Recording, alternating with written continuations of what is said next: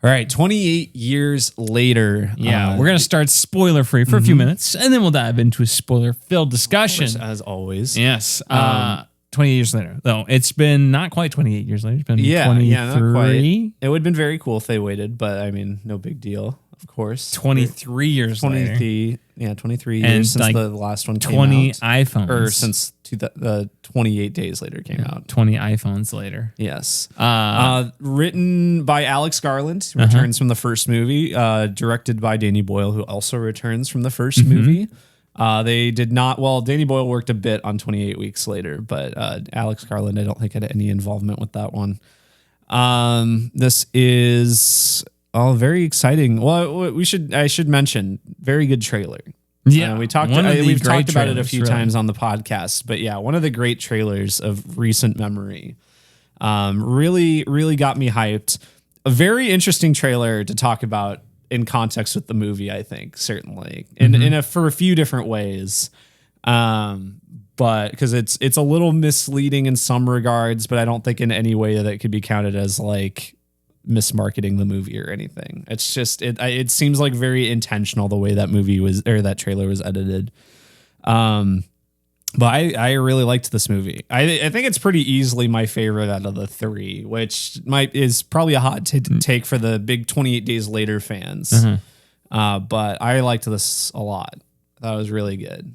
Yeah, I also like this a lot. This is it was interesting to come out of the theater, and then I looked up to see what kind of the reactions were to this. Critically, very good. I didn't realize that audiences were so divided on this one. Are they really? Yeah. What's the Rotten Tomatoes audience score on this? I think it's like 50 or 60%. All right. Well, which is abnormal to get a highly critically reviewed movie. And then this, I mean, it's like, it's not even like you woke review bomb you sort of thing. I think it's just genuinely people didn't like it. 65%. Well, yeah, I can see it a bit. I think like particularly people don't like the second half of this movie. Which is wild. I don't get that at all. I get it from if you came in expecting a certain thing, because this movie is not what I expected it to be. No, yeah, absolutely. But it worked really well for me. Not everything about this movie worked. I think the opening, I didn't jive with the opening. It was very cheesy. It was very on the nose for me.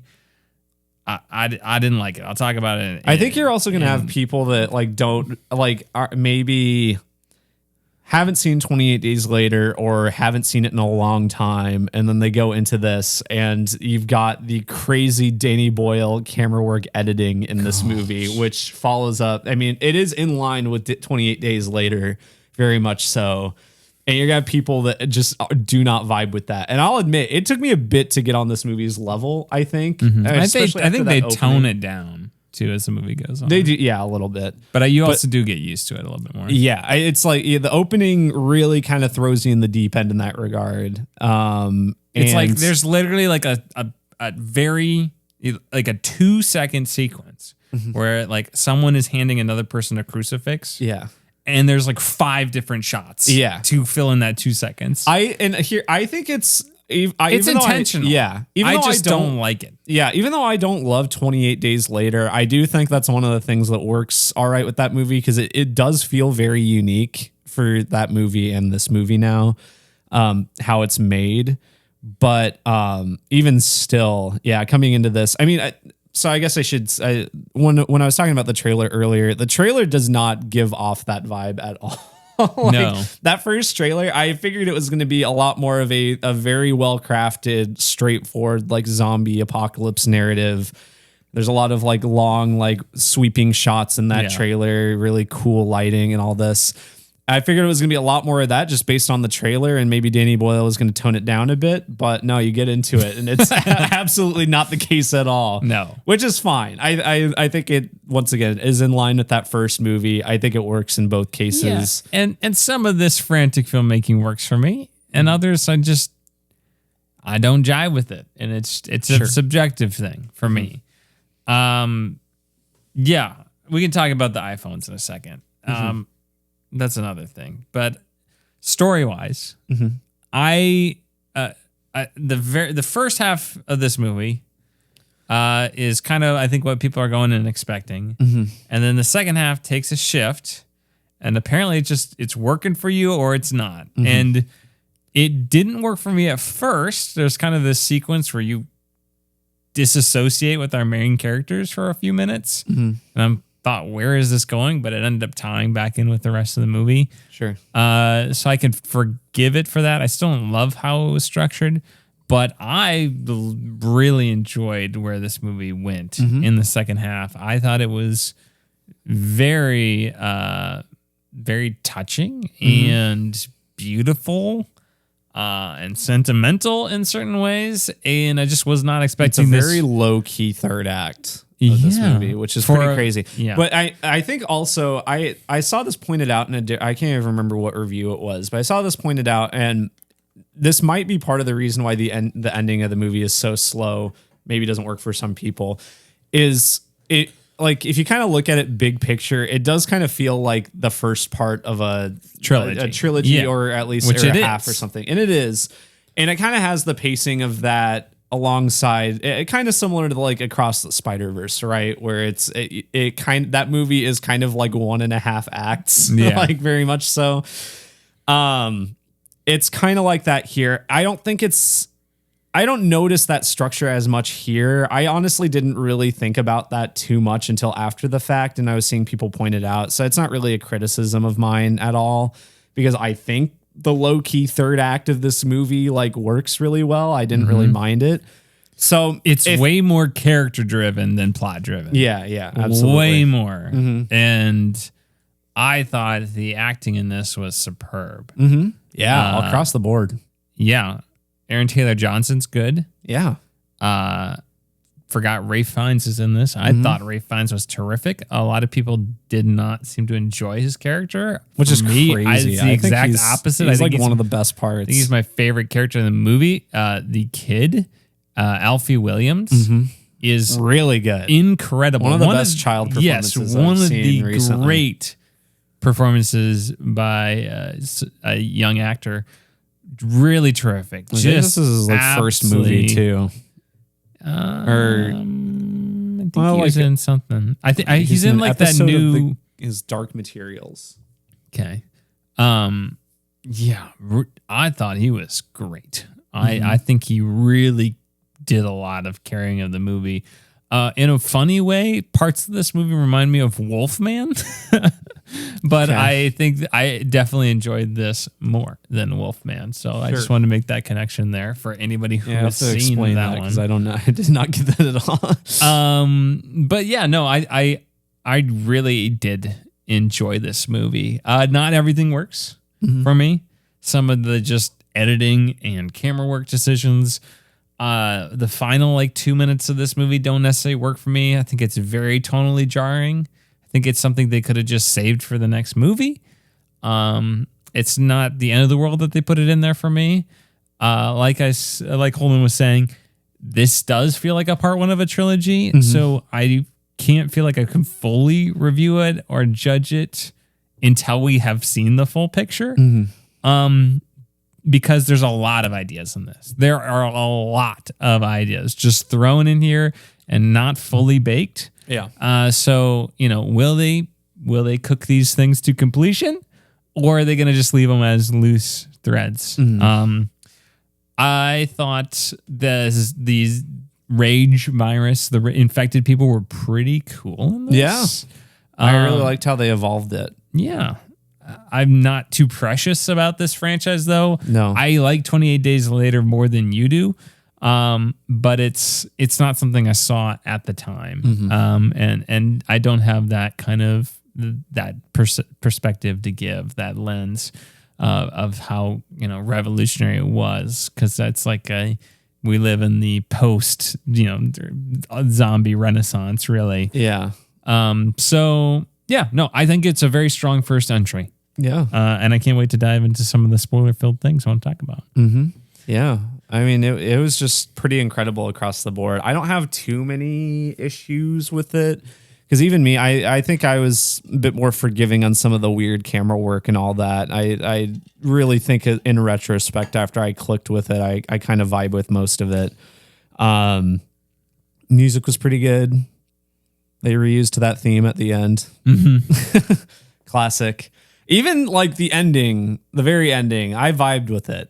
I was like, all right. There was some added context I learned about after that. I'm like, this maybe even works even more now. Yeah, I also learned about that context. So, yeah, I think I'm okay with it. Yeah. I just really liked it. What are you going to give it as a rating, Holman? 8 out of 10, I think. I think it's really good. It could even go up on rewatch, maybe. But yeah, I think it's a really good zombie movie. That's a high score for you. Because again, Holden, he's the harsh one. 1 to 10. Middle of the road. 5 is average, a middle of the road movie. It's not like, 5's a bad. No, 5 is average. 5 is average. So 8 that's a high score for you. Yeah, it's a very good movie. Wow. All right. Sweet. Well, we're going to dive into our spoiler-filled discussion now. So if you haven't seen it, skip over this, click away, whatever you need to do. If you have, stick around.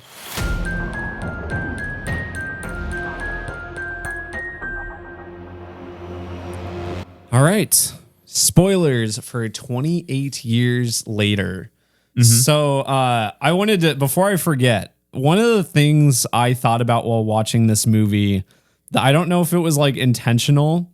I don't know where this came from in my mind, but when they were talking about like, Great Britain is the only place that's infected in this world at this point. They say they've eradicated the infection from Europe, which I think is like they nuked Paris or whatever at the end of 28 weeks later. Yeah, I think this was all like it was them essentially trying to get out of what they wrote themselves into with 28 weeks later, because that wasn't Alex Garland or whatever. So they're just like, all right, forget that. It's just in the UK again. Like that's where it's at. But it felt like, once again, I don't know if this was intentional, felt like critical of Brexit to me. Well, I think yes, it is. Yeah. I think that was very much part of it. Yeah. Yeah. Especially, at this point, I don't know Danny Boyle, Alex Garland's opinions on the whole thing, but yeah, it's like Britain's isolated from everyone else, especially they keep mentioning in the context of Europe and everything. And everything's just gotten worse. Yeah. So, yeah, I think that is a big part of this movie. Yeah, I think Alex Garland came on and said. Oh, he said that? Yes, okay. Very much so. I could, yeah. That's why when I was thinking of it, I'm like, well, it's Alex Garland, so it's probably intentional there. So, yeah. I mean, like, I don't think it's like so obvious that like the average filmmaker is going to go into this and go, this is commentary and like, Brexit. Like you're beating me over the head with this. That's the other reason why I second guessed myself is because I'm, American and I don't know all the intricacies of Brexit and everything, but I'm aware of the opinions on it to an extent. Yeah. No, that's definitely part of it. This movie begins with Jimmy, not me.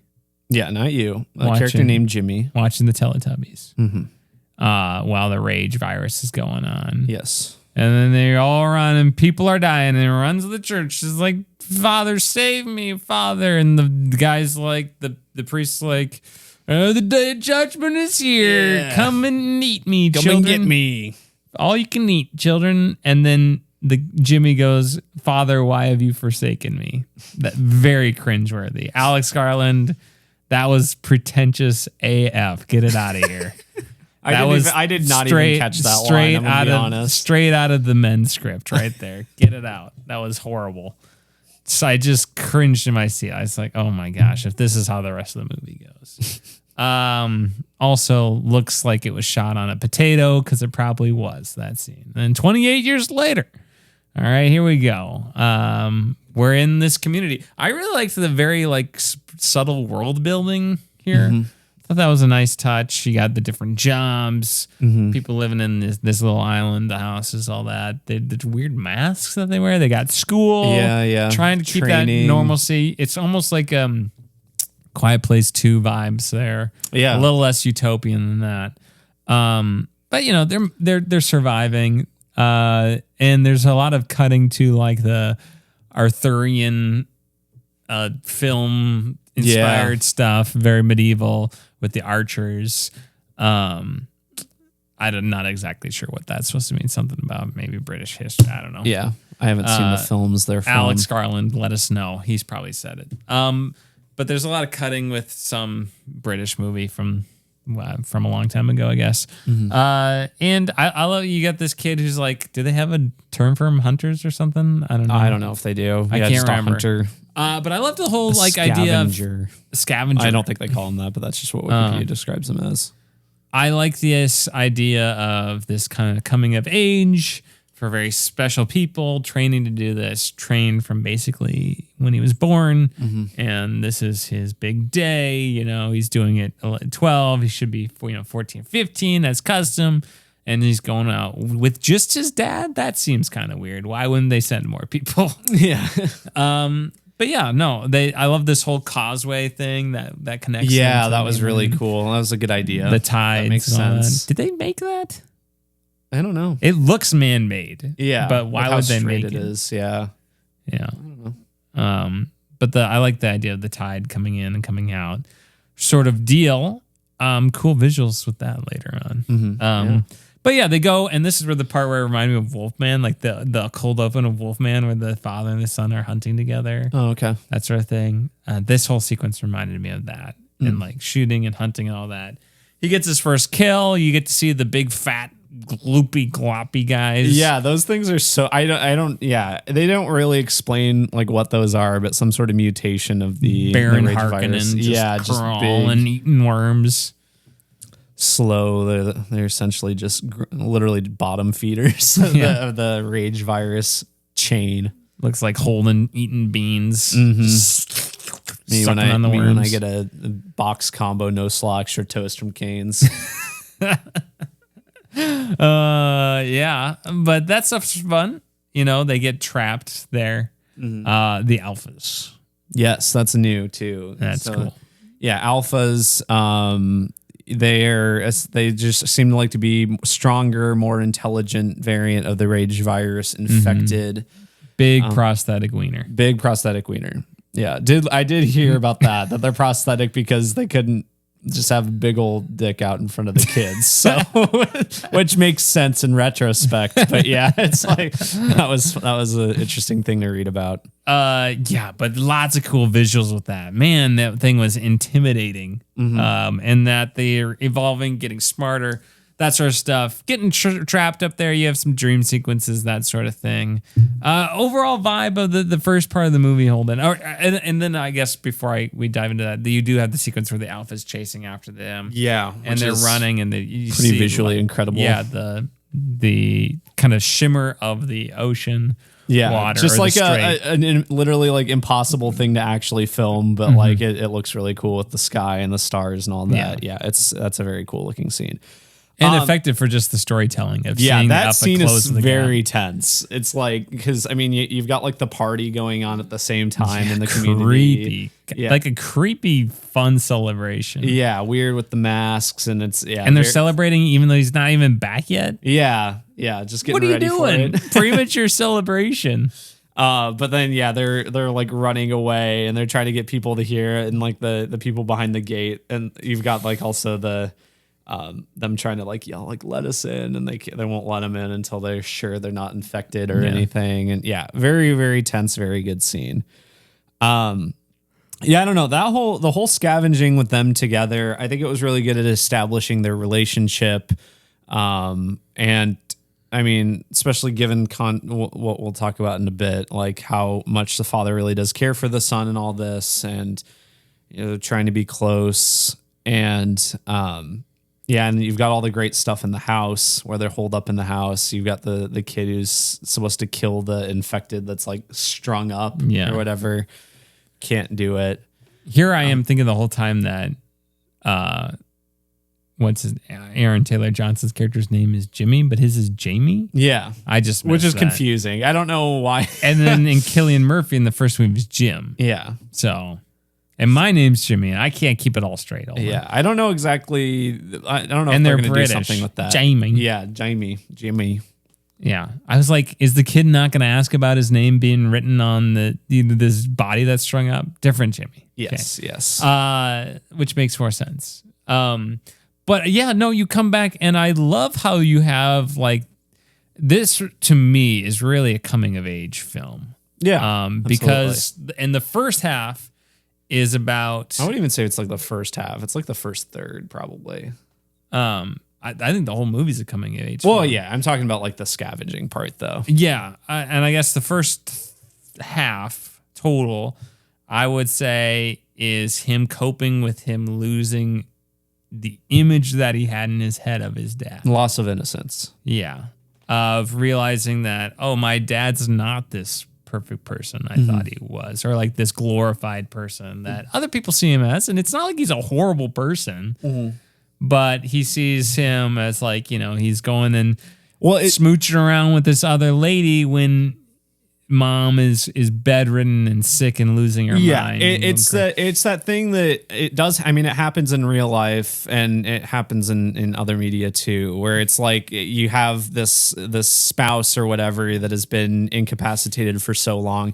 I saw it described, once again, I don't remember where I saw this, but specifically in relation to this movie, described as like they've already gone through their stages of grief. Yeah. Basically. And so they're like ready to move on because like clearly the spouse is not like getting any better or whatever. Yeah. And this happens in real life. It's a lot for everyone to go through involved, and no one's perfect, but of course it is very disappointing from the son's perspective. Yeah. And then on the other hand, it outside of that one sexual aspect, he is like loyal to his wife. He is taking care of her. He is saying, he's doing these dutiful things. And so you have Spike, who doesn't necessarily see like how complicated it is. He just sees that, oh, dad is betraying us. He's betraying mom. He said all these things. He's lying about what happened at, across the causeway on the mainland. And what else is he lying about? This whole deconstruction of his image of his dad, which I thought was really interesting and touching and cool. And then, of course, the other portion of the movie, or which may be the majority of it, is him coping with like losing his mom. Like, because the whole second half, the whole idea is like he's trying to save his mom, going to see this doctor who his dad says is a weird guy. Stay away from him. Don't go here. You don't want to go here. Dr. Kelson, who's clearly not going to be as bad as they thought. Yeah. Maybe. I guess I would have been some more surprised if he was horrible. Yeah. Because I was thinking they clearly don't understand. This guy's doing something for a reason. There's something more going on here than him just being a freak. But I mean, that ties into the other aspect of the trailer that I'd like to talk about, which is the fact that in the trailer, I don't know if this is the titular bone temple of the second movie or whatever, but the bone temple in this movie, essentially sanctuary, is not like this creepy disaster. Like, it's not this weird monument with like, a cult. Well, it is a weird monument. It is a weird monument, but it's not like this like cult like place or anything. It's not a scary place. It's not a symbolism of horror and dread. But the trailer like presents it that way. You see it in the trailer, you're like, oh, that's weird. I mean, of course we talked about it on the podcast, and this is my favorite part of the movie. I love that subversion. Yeah, it's great. Because a lot of times you have horror movies, you have innocent things turned into horror. Ooh, you have the doll that's made scary. You have children made scary. The teddy bear, if it's imaginary. Imaginary. It's a teddy bear, something riding a little bike. Swings, playgrounds, empty swings, that sort of thing. And this is like, I feel like so rarely you have such an effective use of the opposite. The yin and yang of it. The Terminator. The Terminator, yes, exactly. Where you have something that is the essence of horror, which is like, nothing. I mean, we saw this trailer and we're like, that is chilling. This bone temple is horrifying. And then in the movie, it turns out to be just this absolutely beautiful monument that encapsulates mortality and the beauty of life. And it's so eloquently put through Ralph Fiennes' character, the doctor. And he's just like taking it upon himself to do this. And like kind of isolate himself from everyone as he's like helping Spike and his mother through this grieving process and letting go of his mom and like euthanasia and all this stuff. And it was really touching and really well done. And I can understand if you went into this movie thinking there was going to be a shoot 'em up, big, epic, action-packed, scary, horror-filled finale to this third act, and you got this instead, I can see why that's pushing people away and putting people off. I thought this was really sentimental and really moving. I thought it was great. You have really complicated things going on. You know, you have Spike saying goodbye to his mother, but you also have him, you know, like he's on, was it morphine they give them? Yeah, I think it was morphine. So he's like high during this. And like I was telling Holden after the movie, my brother likes studying psychology and works with people in terms of like using certain psychedelic drugs or using drugs to kind of process emotions and unlock your psyche and your brain in ways that you wouldn't think of, and how there have been studies recently to show that, you know, these psychedelic drugs can actually help people cope with mortality and being terminally ill. So for Spike to see this through his mother and have a new perspective on it that he may not have without the doctor, without these this drug induced kind of high he has, this trip. And then his mom, you know, there's like doctor assisted euthanasia, you know, that's a whole can of worms that you could open up. And the whole thing, even when you see it with the Swedish soldier guy, I forget his name. Eric. How, you know, you literally see him like peel, like just washing there's hair and skin off it's whatever gross, remains, and just presenting it. But it is beautiful. Yeah, it's honestly, it's not present. I mean, it's like gross just from a textual sense, but it's really like, I mean, not presented that way too much. Yeah. Like it's just, you've got like kind of gentle music playing the whole time. It was really sobering. It's like, that's just what we are. Like, and we die. It's okay. Like, and Ralph Fiennes was so gentle and so like paternal or something in this. It was very empathetic. He's like the perfect end of life care person you could ever ask for. He really is. And just like this whole idea for Spike being, you know, to understand that even, you know, if the world was not ending, you know, even if we were back in the normal times, we couldn't do anything about this. Yeah. You know, there's some things that are just, people die and it's part of life. So that was really good. Other things just with that. I wanted to say in relation to that is there is one of the main posters for this is literally him putting the skull on top of this, which, I mean, honestly, out of context, I don't think you would really understand necessarily what it's literally saying or anything, but yeah, kind of the main poster on like Wikipedia is just of the bone tower. But I think it's like literally, it's basically the same poster, except he's like right here and putting the skull up top. So I don't know. Yeah, I just thought that was a really cool thing that they accomplished, taking something that looked so terrifying and making it so beautiful. Just, I don't think I've seen it done that well. Yeah. In anything. I mean, I kind of joked earlier, but I mean, it does remind me of T2, of how in the trailer, original trailer for that movie, you have like, oh, it's the Terminator. He's back. He's scary again. He's going to kill Sarah Connor. And then you get into the movie and it's like, oh, actually he's a big old softy. He's with us and all of this. Yeah. Yeah. I mean, I would say this is more touching than that, obviously, but it's a similar subversion, I think. Yeah.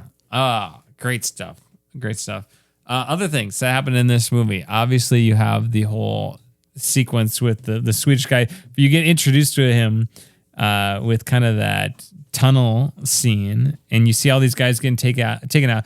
I'm frustrated by the fact that the soldiers didn't all turn around and just open fire all at once. Yeah, that was keep running and then kind of turning goofy. around. Anytime someone was running away and then turns around to just shoot one of these 5 zombies going after them, like you have to all of them. You have to decide. You're either shooting all of them or you're just running. Yeah. You are helping no one by turning around and shooting one of them. So there's that.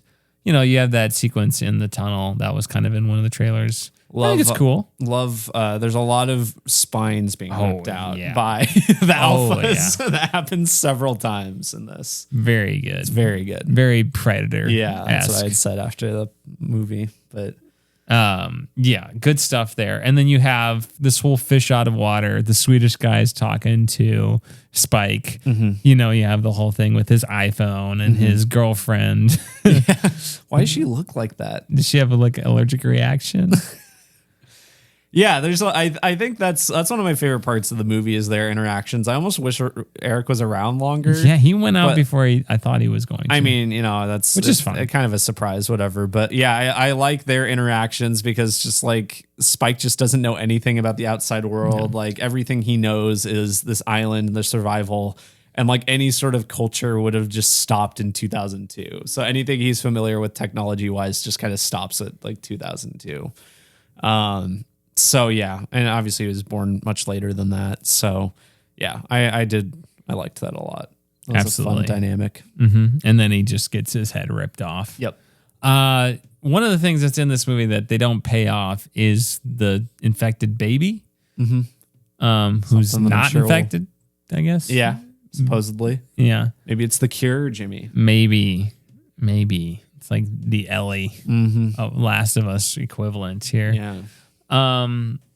Yeah. So that's in there. We'll see where that goes. That's one of those things I'm like, well, we'll see in a couple movies. Well, I like that. It's one of those realizations where you're like, yeah, I mean, these things aren't like undead. They're just, they have this virus and they're just sick and like crazy and maybe kind of falling apart in some regards. But yeah, they are literally just like people that are infected with the disease. So yeah, theoretically they can procreate and whatever, but so yeah, we'll see what happens with that. It's certainly interesting. Yeah, I loved the introduction to Ray Fiennes' character too. How he just like tranquilizes Samson, as he calls him. Samson, hand it over. That was very, very funny. He's got the iodine rubbed all over him. I loved him just talking about anything. Again, I thought Ray Fiennes was my favorite part of the movie. Yeah, he was one of the best parts, I think. So I enjoyed every second he was on the screen. I was very glad he did not get his head ripped off. Yes. Very glad I'm about very that. excited to see him in the next one. He is totally dead in the next movie. Yeah, next one or the third one. He's not long for the world in terms of the trilogy, I don't think. I don't think so. But enjoyed that quite a bit. And then, you had the whole stuff with the Samson coming back at the end. Getting out, the mom is dead, puts the head on top of the bone temple, is running about, writes the letter back to he drops the baby off. Yeah, his civilization, his city. Yeah, the island, and then leaves the note. The note's read voiceover while he's eating the fish. More infected come. You get the music, epic 28 Days Later music. He's running away. He's at a dead end, and then bunch of Jimmys. You got the Jimmys. Yes. So the kid from the beginning of the movie in the cold open there comes back and he's grown up. I did not. I'll be honest with you. I did not catch that. Really? Did you catch that? Yeah, I caught because it was he had the crucifix on. Oh, okay. I just totally that went. Oh, okay. Way over my head. I was like, yeah. There was like a shot of like the crucifix. I'm like, oh, okay. That's how that pays off. All right, there we go. So yeah, he's come back. He's Jack O'Connell. I think that's the actor's name. Yeah. The bad guy from Sinners. He's very good in that. Presumably going to be a villain in this too, but he comes with his crew of like Power Ranger coded like like color coded like people who do all these fancy tricks and kill all the infected and backflips and all these weapons. That did not work for me. Oh, I liked it a lot. That did just it. It is such for a movie that's so endearing and sentimental. I just think you just end it there and you just start the next movie with this. Like, I don't doubt that it probably should have ended earlier than that, but I am just all on board with that tonal inconsistency with that scene. I don't know. It just like really worked for me. So it doesn't ruin the movie, and I'm still excited to see the Jimmys. I just thought that was. It is a weird choice to end it there. I would have ended it before that. Yeah. And just started the next movie with that one. No, I can see that. Yeah. But supposedly they're dressed up like a British TV personality and like pedophile Jimmy Savile. Yeah. So this is like a big like British thing. This is kind of an interesting conversation that has been happening with this movie, depending on if you're an American audience member or British audience member, where like if they were all like catching this like in Britain, because this was a big thing, and like I know he was like popular 80s 90s, but then all this stuff came out I think after he died in like the 2010s and all this, and now he's pretty reviled because of all this horrible stuff he did. American audiences just went straight over their head. I mean, I had heard the name before. I was like vaguely aware that, it had done some bad stuff, but I did not make the connection watching this movie necessarily. In retrospect, now you've got this very visual, obvious reference to that. They're recruiting a kid into this, presumably. So there's some weird connotations there. Who knows where that'll go? It doesn't end. It makes the movie not end as on such a weird positive note, because there is this extra layer of just strangeness to it. Who knows where it'll go? But yeah, bizarre. I'm very interested to see how they play into the next movie. Certainly, the Bone Temple. They're going to be the bad guys. Oh yeah, they're going to do some bad stuff. Yeah, we'll see. They're bad to the Bone Temple. Ooh, very good. Probably. Yeah. I'm excited for the next one. This one, I liked it. What can I say? Yeah. It worked for me. And we got the next one coming out in January. Yeah. Which is crazy. Heck yeah. And this one's doing pretty well. So I think we'll probably end up getting the third one. I think the third one was kind of being held off on until they saw how well this was going to do. But so hopefully we do get it. We'll see how the next one does, though. Yeah. Since people didn't necessarily love this one. True. Although, so I know I think it was Alex Garland came out and said the first one's about family, Fast and Furious style. Sure. The second one is about evil, and the third one has not been written yet, but he's got it outlined, and he didn't want to say. All right. So there we go.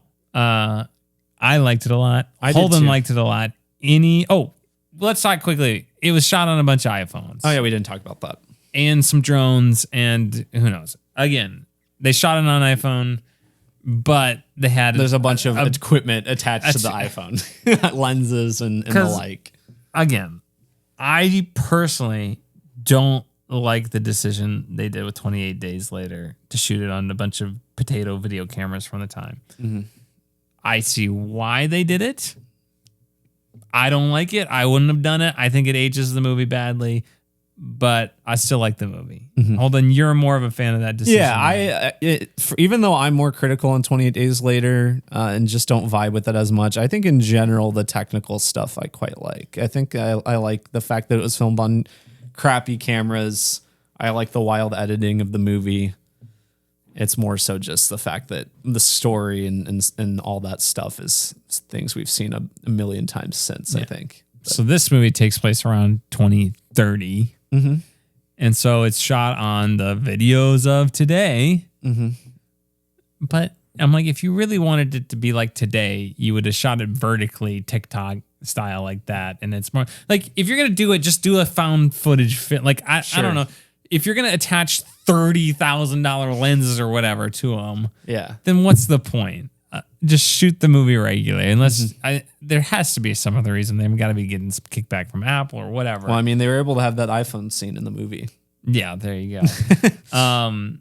I get it. They have the rig where they have the 20 iPhones, so you can do your effect where someone gets shot in the head with an arrow, and then it. I did really like that. That has sat with me better than I think. Like when I watched, you liked it because you seemed like you did not like it when you watched it. Following the movie, it was like I liked it initially, and then immediately following the movie, I was like, okay, they did it a bit too much. I think they were really playing it up and like really proud of themselves with it. But sitting on it, the more I'm like thinking about the different shots they did with it, I'm like, yeah, that was actually pretty cool. I kind of like that now. It's a gimmick to me. It is. It was distracting more than impacting the story. For me, again, a lot of this is just distracting. It's just distracting from the story. Especially for me, the iPhone shooting, because most of the movie just looks like a movie, more or less. Yeah. And then you have the low light scenes, which the iPhone's not as good at. And you can tell that they just denoise the crap out of these scenes because they're so fuzzy and so like lacking sharpness and detail.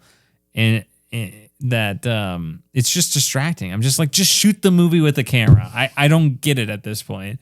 Again, I like the movie though. I don't want to just end it on that note because I thought it was a solid. I just gonna disagree with Danny Boyle on those decisions. I'm thinking he's just doing it to make me annoyed. I'm going to be very interested to see how the next one looks. Yeah, because I think Nia it has. DaCosta. I think it has a different DP too. I think I read that, so it's not only directed by someone else, but I think also just shot by someone else.